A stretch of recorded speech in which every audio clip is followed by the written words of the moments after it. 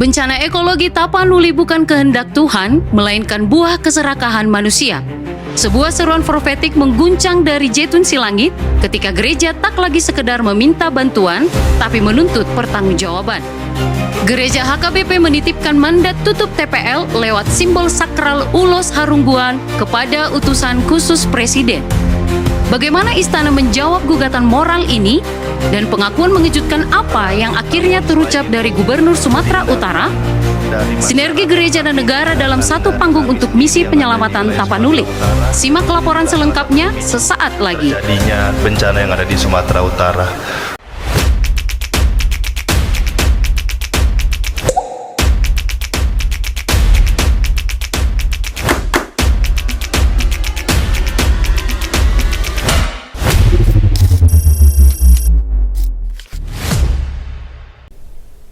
Shalom pemirsa, senang sekali bisa kembali menyapa Anda. Saya Finance Sihombing. Dan saya Anita Sianturi. Kami mengucapkan selamat datang kembali di program Surat Persauran Immanuel versi digital edisi kedua tahun 2026. Di edisi kali ini, kami akan menyajikan informasi menarik untuk Anda, khususnya berita hadirnya Gubernur Bobi di kantor pusat HKBP bersama adik Presiden Prabowo Hasim Joyo Hadikusumo dan 3 wakil menteri. Jangan lupa menyaksikan edisi sebelumnya di kanal YouTube kantor pusat HKBP. Jangan lupa untuk tetap berinteraksi dengan kami lewat kolom komentar.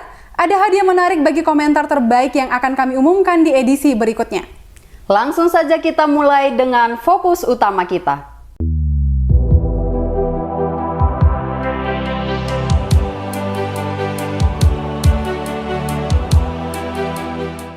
Rentetan bencana banjir dan longsor yang melanda Tapanuli akhir tahun 2025 memicu sikap keras dari gereja. Tidak sekedar meminta bantuan, Kuria Kristen Batak Protestan atau HKBP kini menuntut pertanggungjawaban tunai atas kerusakan lingkungan. Dalam pertemuan bersejarah antara gereja dan negara pada 10 hingga 11 Januari lalu, disepakati langkah drastis untuk memulihkan Tapanuli. Dalam ibadah syukuran awal tahun Sekber Gokesu di Jetun Silangit, Eporus HKBP Pendeta Dr. Victor Tinambunan menyerukan pesan profetik yang tajam. Ia menegaskan bencana ini bukanlah kehendak Tuhan, melainkan buah dari keserakahan manusia. Tuntutan ini bukan sekedar retorika. Ketua Sekber Gokesu Pastor Walden Sitanggang mengumumkan rencana aksi damai ke Istana Negara pada 27 Januari mendatang untuk menuntut penutupan permanen PT Toba Pulp Lestari atau TPL. Sebagai bukti komitmen pemulihan, 1.800 bibit pohon turut dibagikan sebagai simbol perlawanan ekologis. Eskalasi perjuangan ini berlanjut di kantor pusat HKBP Raja. Eporus secara simbolik menitipkan penyelesaian masalah lingkungan yang rumit ini kepada utusan khusus Presiden Hasim Joyo Hadikusumo melalui penyematan ulos harungguan. Ulos Raja bermotif kompleks ini melambangkan mandat agar pemerintah pusat mampu merangkul seluruh elemen untuk mencari solusi paripurna bagi Tapanuli. Gayung bersambut, pemerintah pusat menjawab mandat tersebut dengan langkah mitigasi terpadu. Kementerian Kehutanan resmi mengumumkan moratorium total penebangan dan pengangkutan kayu di Aceh, Sumut, dan Sumbar.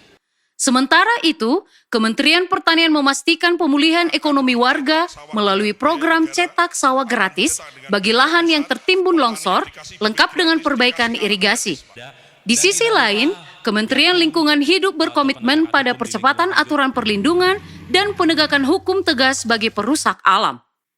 Sinergi antara mandat politik ulos harungguan dan kebijakan moratorium ini menandai babak baru penanganan krisis ekologi.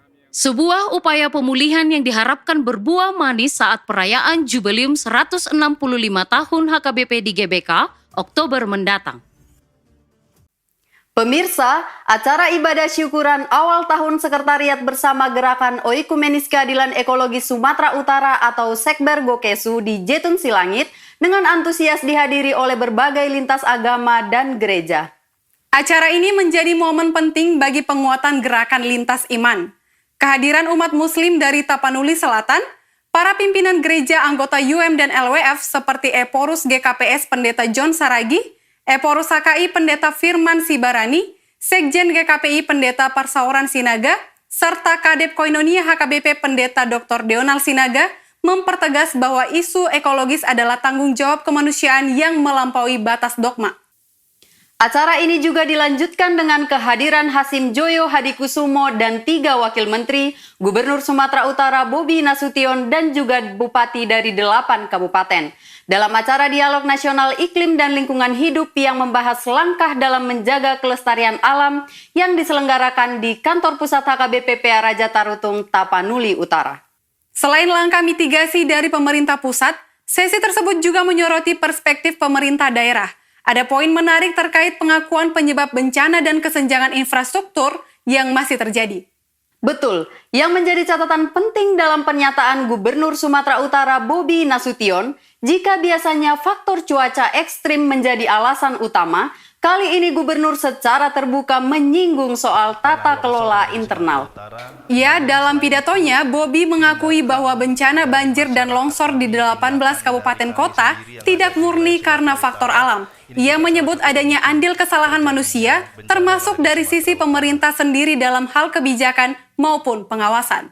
Pengakuan ini tentu menjadi sinyal bahwa perbaikan tidak hanya soal fisik, tapi juga evaluasi kebijakan tata ruang. Gubernur menekankan pentingnya menyelaraskan aturan daerah dengan instruksi pelestarian lingkungan dari pusat agar tidak tumpang tindih. Di forum yang sama, para bupati juga memanfaatkan kehadiran utusan khusus Presiden untuk menyampaikan masalah spesifik di lapangan. Bupati Tapanuli Tengah misalnya menyoroti alih fungsi lahan perbukitan menjadi perkebunan sawit yang dinilai masif. Betul, Bupati Tapanuli Tengah meminta dukungan politik pusat untuk penegakan hukum karena alih fungsi lahan di area curam inilah yang memicu longsor. Sementara itu, Bupati Tapanuli Utara fokus pada pemulihan ekonomi pasca bencana, mendesak realisasi program cetak sawah dan bantuan bibit bagi petani yang gagal panen.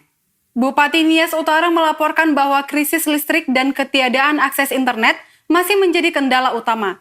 Ia meminta atensi khusus dari pemerintah pusat mengingat tantangan geografis Nias berbeda dengan wilayah daratan Sumatera lainnya.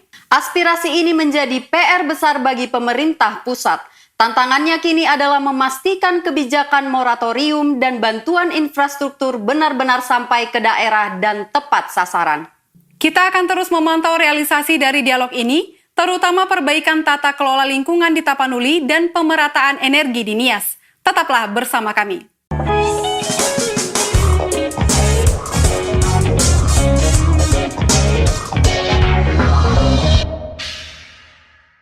Kita mulai kabar baik dari Distrik 20 Kepulauan Riau dalam acara ibadah syukur memasuki tahun 2026 yang dihadiri langsung oleh Eporus HKBP Pendeta Dr. Victor Tinambunan. Dalam ibadah tersebut, Eporus menekankan Nas Ulangan 6 ayat 4-7, pesannya sangat kuat, orang tua harus mendampingi anak-anak bertumbuh dalam iman di tengah tantangan zaman. Dan yang paling membuat kita bangga, semangat iman itu langsung mewujud dalam aksi nyata. HKBP Distrik 20 Kepulauan Riau menyalurkan bantuan sebesar 500 juta rupiah melalui kantor pusat untuk korban bencana ekologis di Sumatera. Puji Tuhan, ini adalah bukti bahwa kasih Tuhan mengalir melalui langkah-langkah setia jemaatnya. Nah, berbicara soal bantuan bencana, Sekretaris Jenderal HKBP Pendeta Rikson Hutahayan juga turun langsung ke lapangan tepatnya pada hari Senin 12 Januari 2026 kemarin. Betul, Sekretaris Jenderal HKBP hadir dalam acara Bonataun Distrik 9 Sibolga Tapteng Nias. Bersama Preses Pendeta Nixon Simanjuntak, mereka tidak hanya beribadah tetapi langsung menyalurkan tali kasih kepada jemaat yang terdampak bencana. Yang menarik, penyaluran ini sangat detail, yaitu ada 1.309 rumah untuk kategori rusak ringan, 942 untuk kategori rusak sedang, dan 430 untuk rusak berat. Tercatat juga jumlah yang meninggal dunia sebanyak 50 orang, sehingga total penerima bantuan mencapai 2.731 keluarga. Donasi yang tersalurkan dari semua kategori adalah sebesar 1.273 juta rupiah. Sentuhan personal seperti inilah yang menguatkan hati mereka yang sedang berduka. Masih dari wilayah Sibolga yang terdampak cukup parah, Kepala Departemen Koinonia Pendeta Dr. Deonald Sinaga melakukan kunjungan pastoral yang sangat menyentuh hati di HKBP Tuka Hutana Godang pada 11 Januari lalu. Benar, di sana ada 13 korban jiwa dan jemaat masih tinggal di tenda pengungsian. Kepala Departemen Koinonia Pendeta Dr. Deonald Sinaga hadir membawa penguatan tradisi Bora Sipir Nitodi. Ini menjadi momen isi ulang semangat tidak hanya bagi jemaat, tapi juga bagi pelayan seperti Pendeta Paten Sidabutar yang tetap melayani meski rumah dinasnya sendiri tak layak huni. HKBP berkomitmen mendampingi 100 keluarga yang ada di sana, baik secara materi maupun pastoral. Satgas Peduli Kasih HKBP, dalam hal ini Departemen Diakonia bekerja sama dengan Jemaat HKBP Sibuluan, menggelar aksi sosial berupa bazar pakaian gratis yang berlangsung pada Senin 12 Januari di Gedung Serbaguna HKBP Sibuluan. Acara ini mendapat sambutan luar biasa dari masyarakat. Pakaian gratis tersebut merupakan sumbangan dari warga jemaat dan simpatisan. Kami mengucapkan terima kasih atas perhatian dan dukungan bagi korban bencana ekologis. Kita beralih ke update penting dari Satuan Tugas Bencana HKBP. Saat ini sisa donasi telah dibagi ke dalam 2 pos strategis. 4 miliar rupiah difokuskan untuk 5 kategori prioritas korban dan 2,3 miliar rupiah dialokasikan khusus untuk program pemulihan jangka panjang. Pembagian ini dilakukan demi transparansi dana dan HKBP berkomitmen penuh menjaga akuntabilitas di mana seluruh rincian data bantuan ini sudah bisa diakses secara terbuka di situs pedulikasihhkbp.net. Tidak hanya terbuka, validitasnya pun dijamin. Seluruh pengelolaan diaudit oleh Badan Audit HKBP bersama auditor eksternal yang ditargetkan rampung total pada 26 Januari 2026 nanti. Kita tahu pemulihan pasca bencana butuh nafas panjang untuk membangun kembali kehidupan jemaat. Mari terus bergandengan tangan dan terus memberikan donasi melalui rekening resmi kantor pusat HKBP.